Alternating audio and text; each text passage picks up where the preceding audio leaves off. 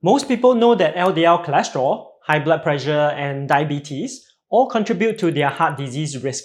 But there's a fourth risk factor that most people might miss. In this video, I'll show you why chronic inflammation may be speeding up the plaque buildup in your arteries. We'll revisit some ground we've covered before on a few anti-inflammatory ingredients, and I'll then put them together into a breakfast you could make tomorrow morning that will not only fight inflammation but also lower your cholesterol.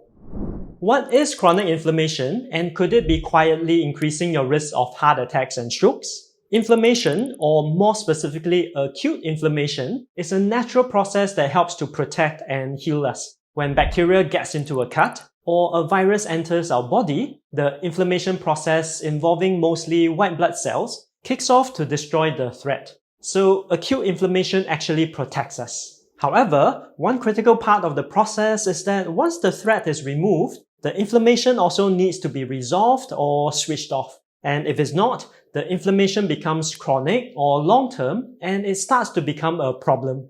Over the last 2 decades, research has consistently linked chronic inflammation, often measured using a marker called C-reactive protein or CRP, to chronic diseases such as type 2 diabetes, cancer, Alzheimer's, as well as heart disease. A 2023 analysis published in The Lancet found that compared to those with the lower CRP levels, those with the highest levels had a 31% higher risk of suffering a heart attack or stroke and a 2.7 times higher risk of dying from the event. This separate analysis looked into the arteries and found a possible reason for the higher risk. Patients with elevated CRP above 2 mg per liter added non-calcified plaque roughly 2 times faster than patients with lower levels. So inflammation isn't just a background risk factor. It actively speeds up the laying down of non-calcified plaque, which is a major cause of heart attacks and strokes. But the good news is that there are anti-inflammatory foods that could help with this, and I'll show you how 3 of these ingredients could go into a single breakfast later in the video. But before that, help me hit the like, share and subscribe buttons and turn on the notifications. You could also check out this other video on the portfolio diet, which is the evidence-based dietary framework most of our ingredients come from. Let's start with oats and barley, our first ingredient. If you've watched my videos, you'll know that oats and barley have some of the strongest evidence for lowering LDL cholesterol. Not only that, but they can also reduce inflammation. The way they do this is through a property called fermentability, that is, whether they can be broken down or fermented by our gut bacteria. Fermentable fiber includes smaller soluble and non-viscous fiber such as oligosaccharides that are found in high amounts in foods such as legumes, onions and garlic, but also larger soluble fibers such as pectin and beta-glucan that are high in oats and barley.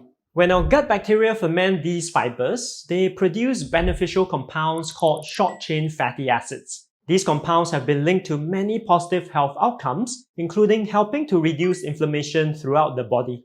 As seen in this 2017 meta-analysis, higher intake of fermentable fiber compared to lower intake produce a meaningful reduction in C-reactive protein or CRP, a commonly used inflammation marker. Similar to oats and barley, the second ingredient also lowers LDL cholesterol and reduces inflammation, but through a completely different pathway.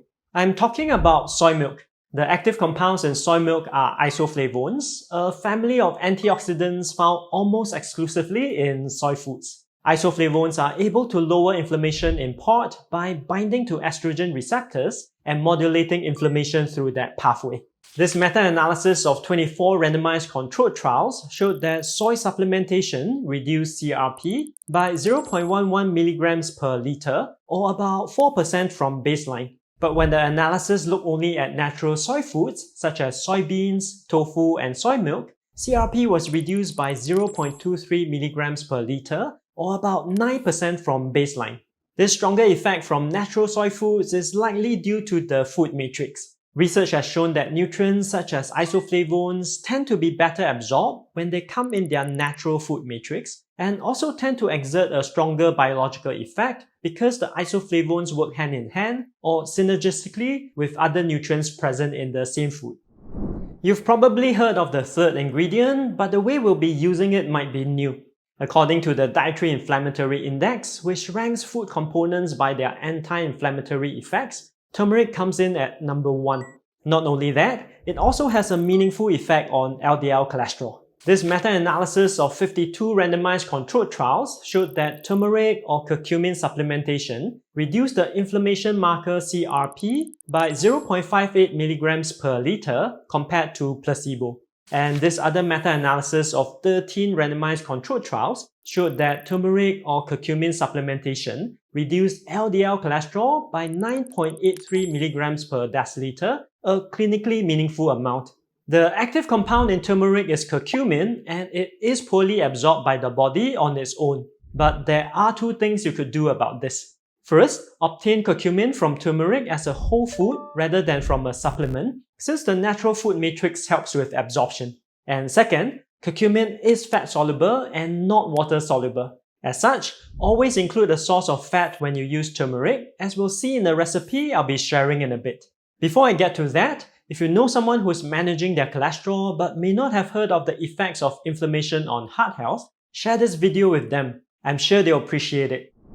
If you want to lower your cholesterol and reduce inflammation at the same time, try this breakfast smoothie. We'll start with the easiest version, which is to add 1/4 cup of rolled oats to a blender. Pro tip, if you want to use pearl barley, you can cook a big batch and then freeze half a cup portions that you can use in place of the rolled oats. The beta-glucan in the oats and barley not only lowers cholesterol, but also feeds your gut bacteria and reduces inflammation. Add about 30 grams or a big handful of pistachios or any other nut that you like. Nuts add plant sterols and healthy fats for your cholesterol and contribute a good amount of protein as well. Blend the rolled oats or barley together with the pistachios until fine before you add the liquids and other ingredients. Add 1 cup of unsweetened soy milk, our second anti-inflammatory and cholesterol-lowering ingredient. This adds around 25 milligrams of isoflavones, which is the amount that research shows as a meaningful daily starting point. And then add our third key anti-inflammatory ingredient, which is ground turmeric. You add 1 teaspoon or about 3 grams, which again is the recommended daily amount from research. To this, add half an avocado. This contains plant sterols that compete with cholesterol for absorption in your gut, and it also adds healthy fats that help your body absorb the active component of curcumin from the turmeric. Finally, add 1 teaspoon of cinnamon with a splash of vanilla to balance the flavor. Blend until smooth, adding more soy milk to achieve your desired consistency if needed. Healthy aging food strategies like this are what I help my clients with in my private practice. If you've been struggling with high cholesterol and would like more personalized help to improve your heart health, click on the link in the description to book a free strategy session. Also, let me know in the comments which of the 3 ingredients might have surprised you the most. In the meantime, check out these other videos for more practical food strategies to lower your cholesterol and reduce your risk of heart disease. See you in the next one.